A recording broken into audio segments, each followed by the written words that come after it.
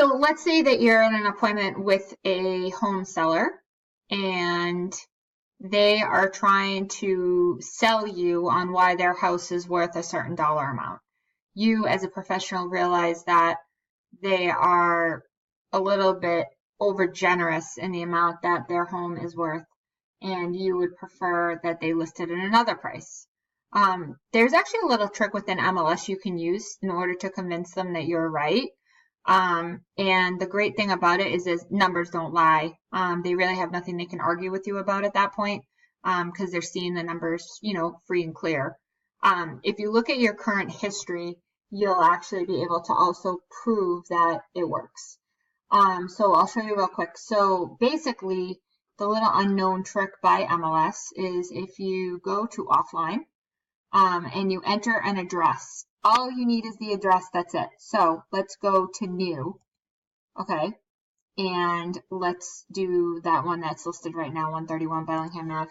So I'll type in the address, Bellingham Ave, and that's in Revere.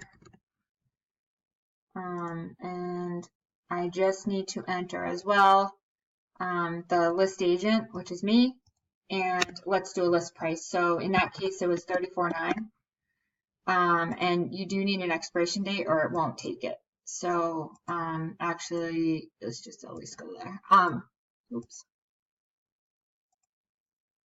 Okay. So once you save that, should work. Perfect.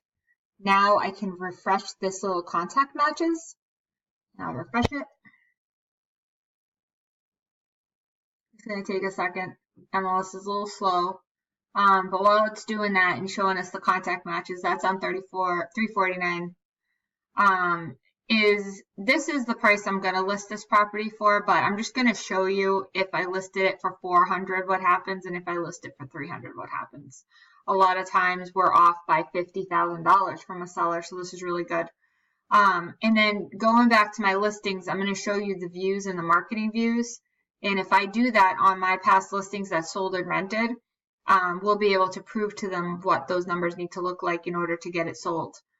So it's a really beneficial thing. In general, with condos, you want to be over like 400, and with single families, you want to be like around 1,500. Those would sell super fast. The more matches, obviously, the more interest you're going to get. The other thing is this is just MLS matches. So if you multiply that across all platforms, Trulia, Zillow, Redfin, all the big name platforms, Realtor.com, you're going to actually get even more views. So I kind of multiply it by 10. So if there's 1,400 views, that's actually 14,000 people. And that's also super beneficial to prove your point. So once this stops, it's going to be at 1241 clearly from the one below that's offline right now. So it'll be down in 1 second.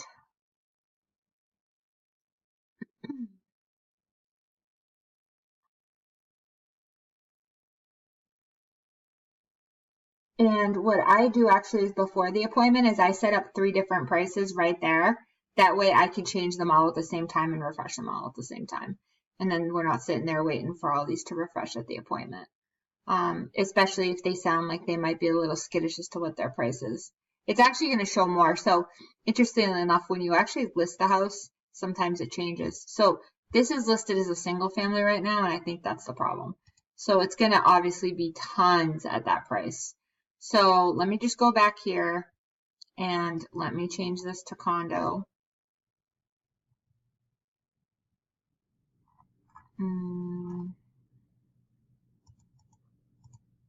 Okay, there we go.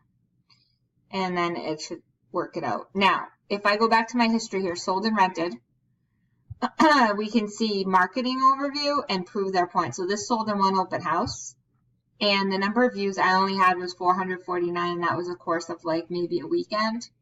That proves that that's all I need to get that sold.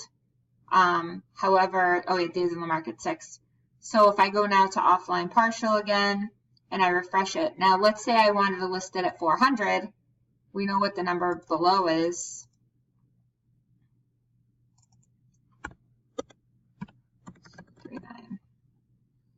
save.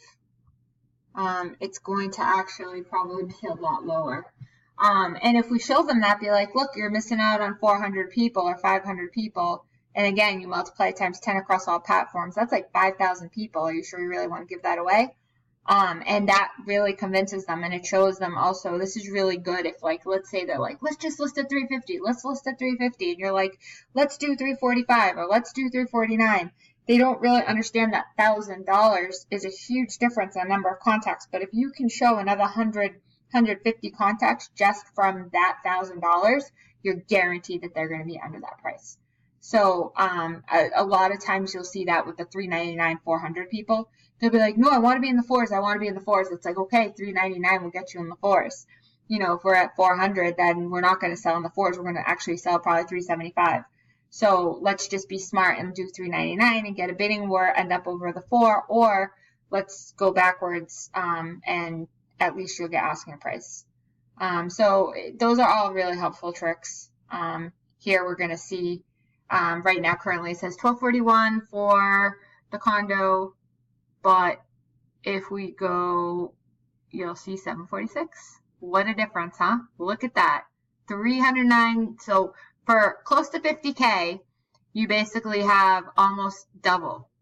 That right there is how you prove to a seller that they're overpriced. Thanks. I think that this might be helpful to you guys.